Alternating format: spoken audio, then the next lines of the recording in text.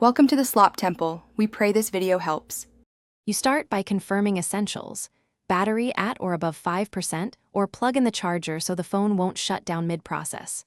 Once done, wake the screen with the power button or double tap. Use your fingerprint if the device supports it. After that, unlock with your PIN, pattern, or biometric. This step is crucial because super power saving mode restricts UI access. Unlocking gives you the control to move into settings and make changes safely. You now navigate to Settings, then Battery or Device Care, and open Power Mode.